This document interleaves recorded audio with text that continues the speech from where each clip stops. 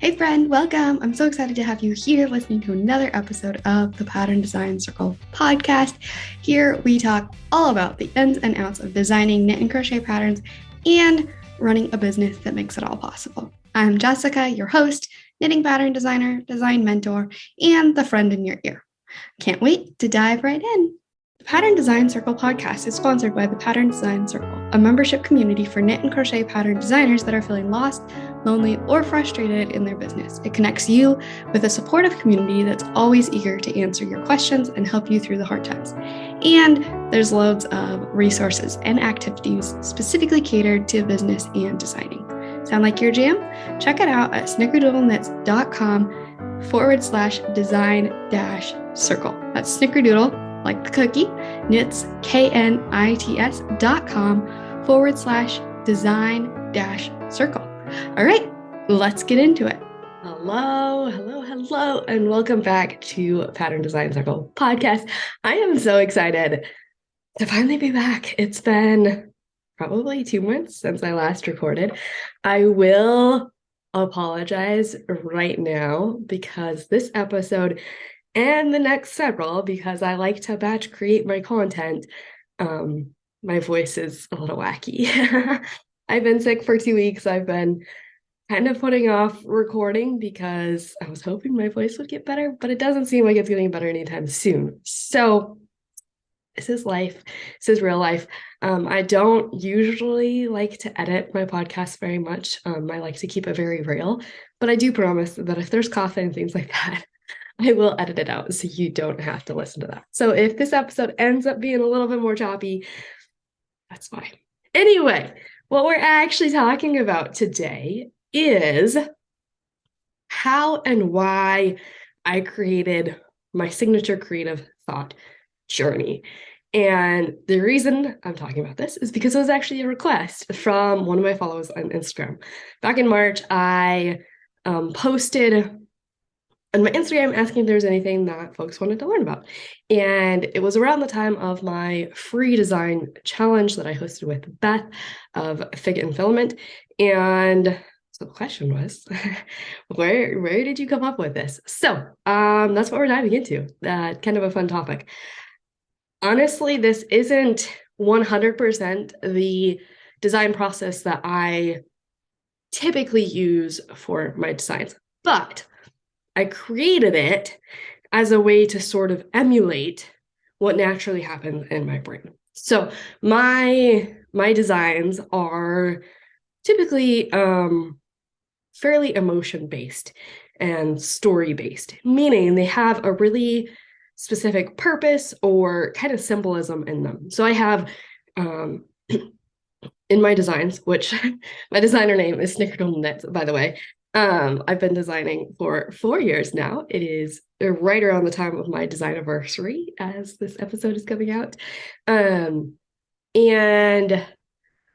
so I have one of my first, I think it was my first collection, is the Guiding Principles collection, which is all about kind of like different characteristics that we can take through us throughout a year to really feel good and be successful and feel aligned and really be successful with our goals, kind of thing.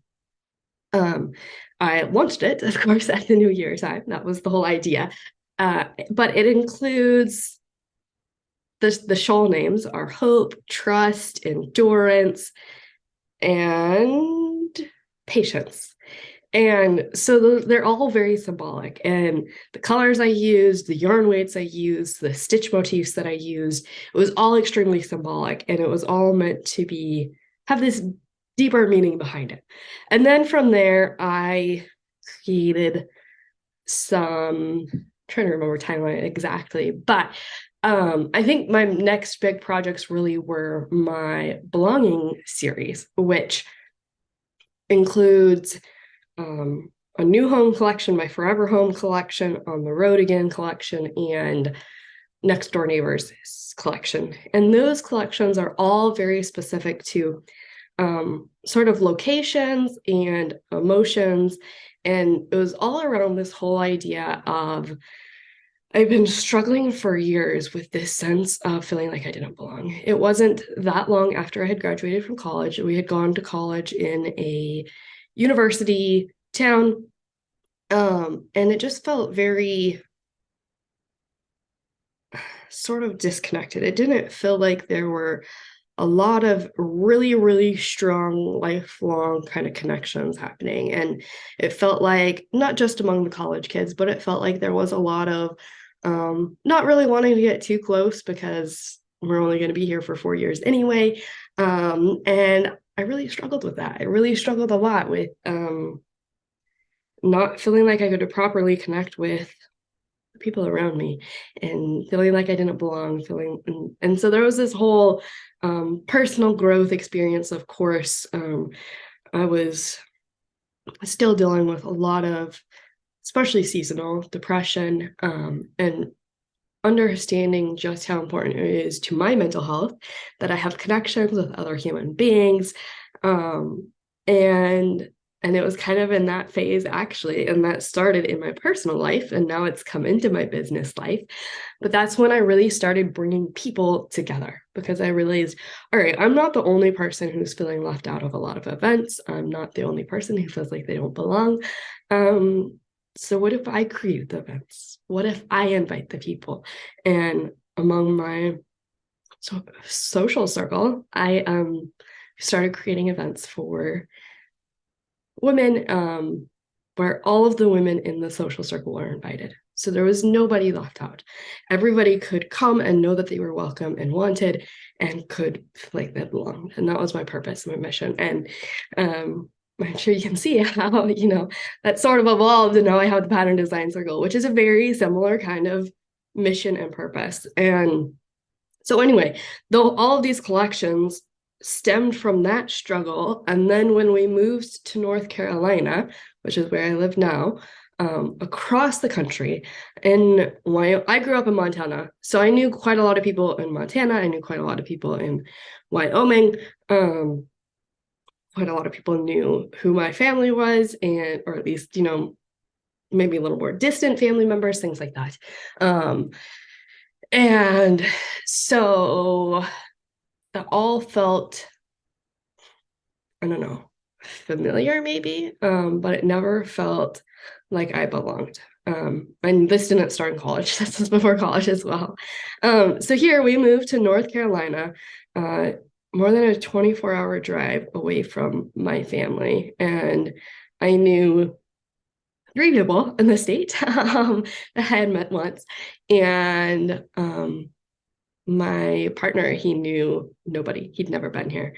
And so it was very much, coming to a place where you would feel like you didn't belong. And it wasn't that, we made really strong connections right off the bat. It wasn't that suddenly we had lots of friends, but somehow moving here, and yes, I do believe the weather has helped a lot with my depression. But that somehow that transition moving here, and I do wonder, if a lot of it is because now we were kind of on our own and could speak for ourselves, and folks didn't already know our families. I don't know. Anyway, suddenly, like, just moving here, it felt right. And it wasn't that long after we'd been here where it just felt like we belong here. Like, this is right. Like, and it's hard to describe. I can't tell anybody how to replicate that, unfortunately. But it was from this finally, like, all right, I belong here sense that these collections started. And so I made a collection about Montana because will forever be home, even though it doesn't feel like I belong there. And then I made a collection about North Carolina, which is a new home. And then I made a collection about, so that was, let's see here, DK White for Montana with all of the stitches and everything, colors, all symbolizing landscapes and stuff like that from Montana. North Carolina is all fingering weight, and it again has all the colors and stitches that relate to landscapes of North Carolina and sort of the contrast between Montana and North Carolina. And then Next Door Neighbors is the super bulky weight collection.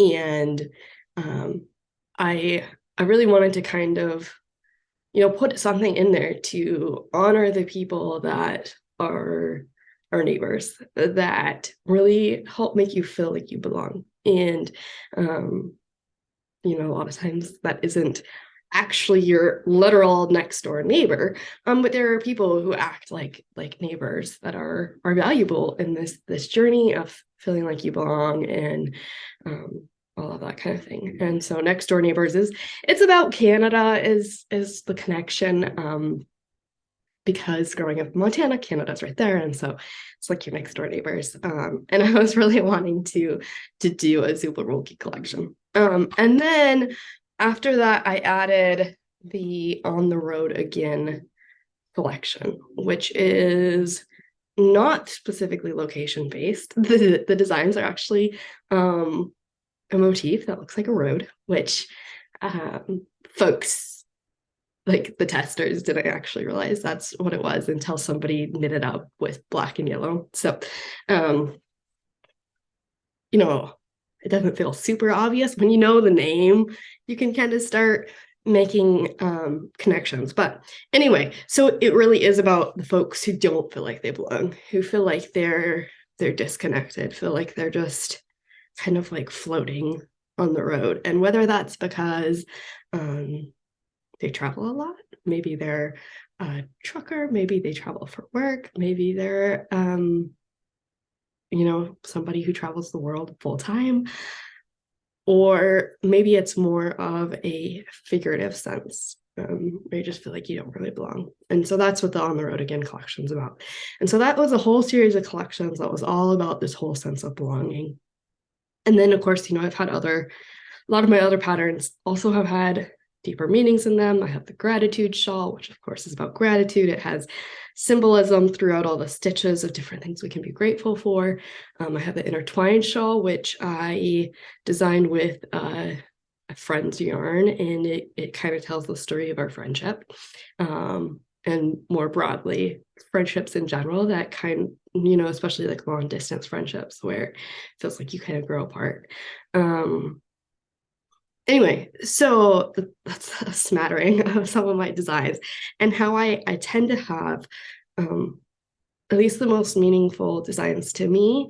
And I believe the stories that resonate most with my audience are from these designs that really have these deep meanings and stories behind them. And so the creative thought journey, it started when I started the Pattern Design Circle. So that's September 2021. And I actually started creating it in like August, But anyway, I wanted to host quarterly design challenges inside of the Pattern Design Circle. And the concept behind it is that it's a creativity burst. So it's this sudden kind of burst of creativity in a short span of time. So it's once a day, a different prompt for a full week. So then you end the week with 7 new design ideas. And I wanted to create, like, how do I create a design challenge that is broad enough that folks really have unique ideas that are really personal and meaningful. And I didn't want folks to all create something with the same cable motif. I didn't want folks to all create something that is supposed to represent the beach or, all these kinds of things, where I personally struggle a lot with design prompts from magazines because I feel like they're looking for something so specific. And I feel like, the general theme of their submissions is often, kind of clustered around some very specific themes that we tend to associate with that subject. And this isn't to knock magazines at all. Like, there's a very good reason why they're that way. You want it to be cohesive as a magazine or as a publication, right? But I personally really struggle with responding to those because they don't feel as authentic and deep to me. Just don't feel quite as meaningful. So the creativity burst, I really wanted to create something where folks could sort of replicate the process that I go through my brain without thinking a whole lot about it. Is so that they could create some extremely unique individual designs from like a single prompt. And so those prompts are not like a typical prompt. And they, they might seem completely unrelated to knit and crochet, might seem completely unrelated to any sort of theme that you would design around. And that's very, very, very intentional. So the creative thought journey is really designed to lead folks on this thought journey so that they're not just creating a design idea from the prompt. So, for example, let's say I wrote, well, I hear a plane overhead. So, I could say the prompt is consider your first plane ride. All right, your first idea is maybe you're thinking of, well, I could create a motif that looks like a plane. I could create something that's more kind of like wings. I could create something that's like world travel, things like that. But then if you start thinking, like I find a lot of designers start by thinking really literal, kind of like that. Or maybe like, all right, I really want to do something that looks like the wing of the plane.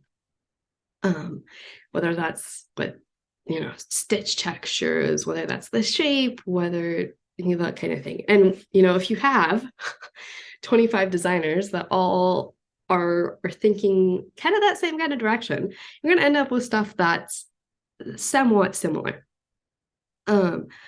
So the whole point of the creative thought journey is do not start with a design right there. We're going to go on a whole journey. And at first I said 30 minutes. Now I think I say like 15 minutes.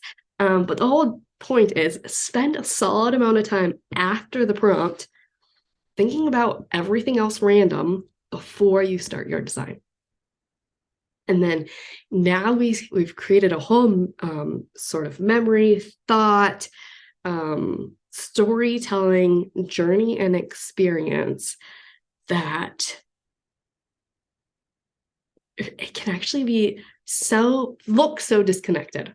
If you don't know what the creative thought journey was, if I said, okay, here's my prompt, and then now I'm wanting to design something, I should have done this on my own before I recorded this. I didn't even think of obviously the prompt ahead of time, but let's just say I gave you the prompt to think about your first plane ride. And then I say that my design is all about the floral bedspread on my grandma's bed. That might at first seem really disconnected. But through that journey, I might have created this whole connection where my first plane ride was to go visit my grandma. And it was a really special time because I was going through a lot and I hadn't seen my grandma in 3 years. And it was going to be the last time that I saw her. This is all made up. My grandmas both lived very close to me. And so one of my biggest memories is sitting on that bed next to her and having this really intimate, important conversation with her about XYZ. I don't know. And so then I have this vivid memory about sitting on this bed, looking down at the bedspread as she's telling me this really important thing that happened to her as a child. I don't know, whatever. But there you can see how now we've gotten away from the plane, right? We've gotten away from that first trip on the plane.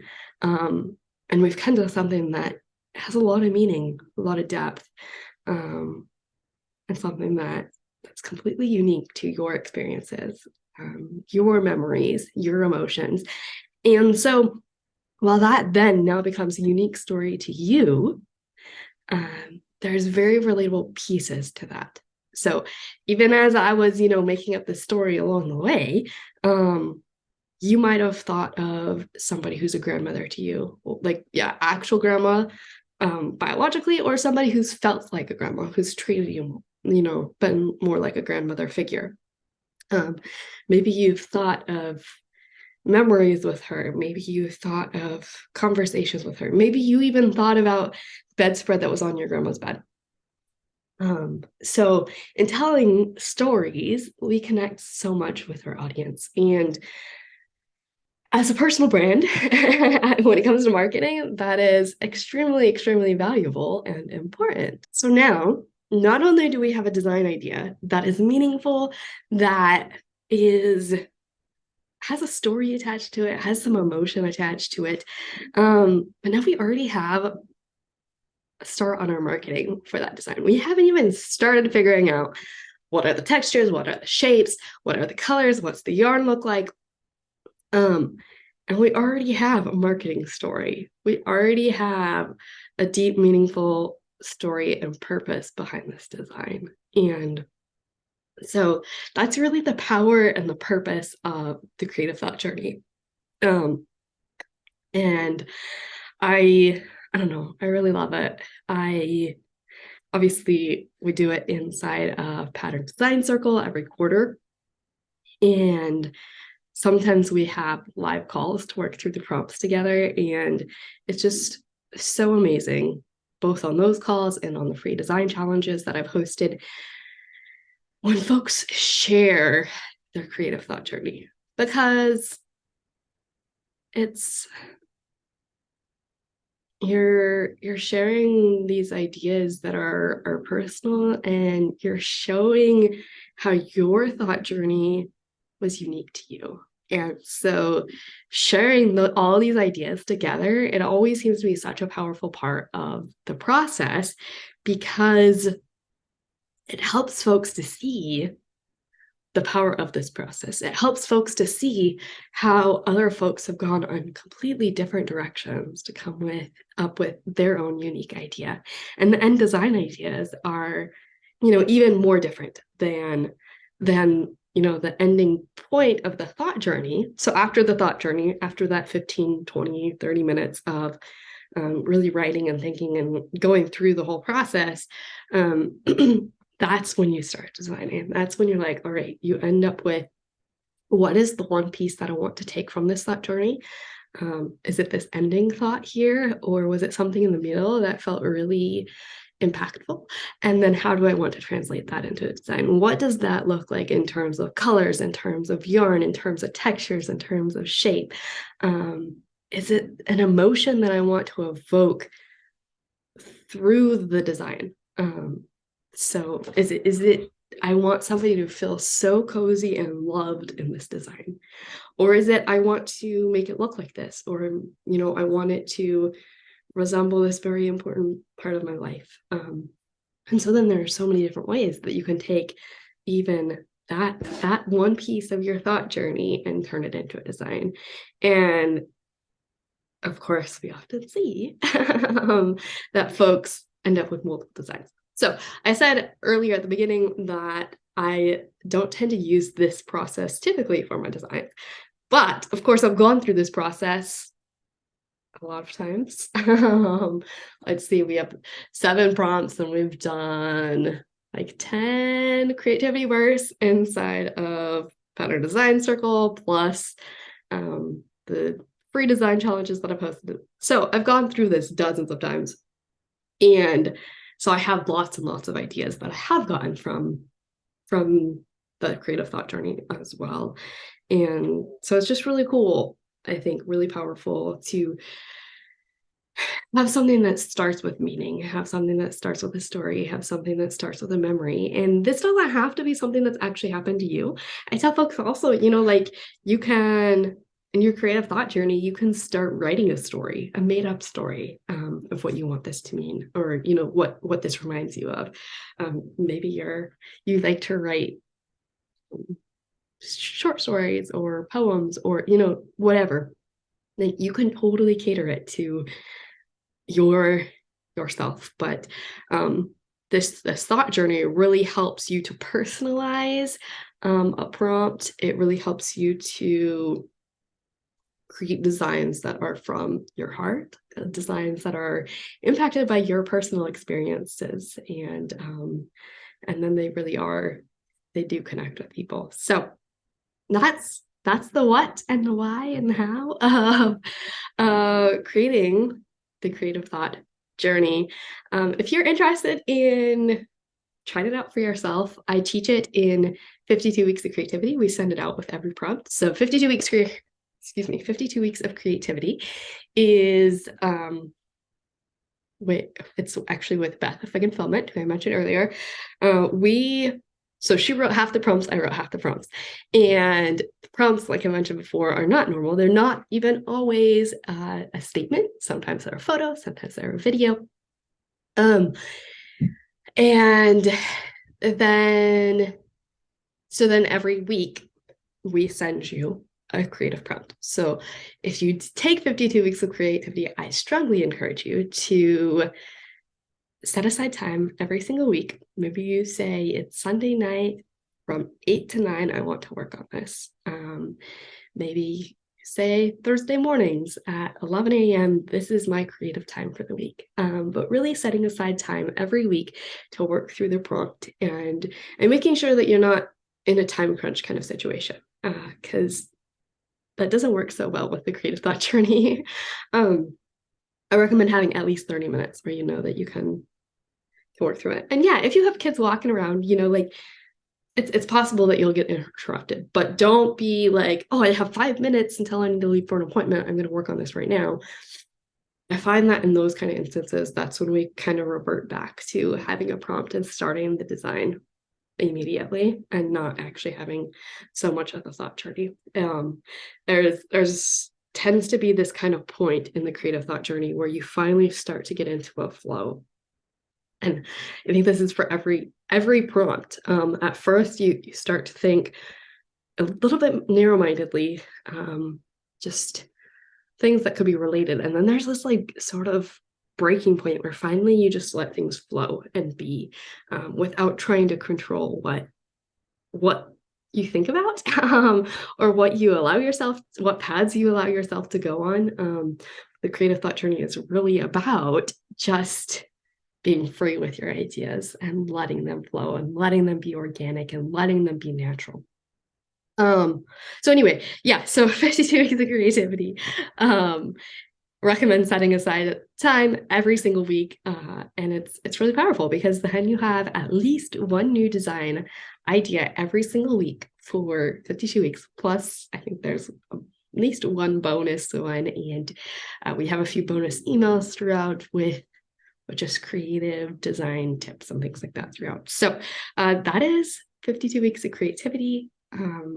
It's all delivered via email, and that's probably my best recommendation. If you really want to try the creative thought journey for yourself, use it alongside those prompts. And we've written out the thought journey process in every email. So the other place that I teach it is sometimes on my free design challenges, creative challenges, and of course on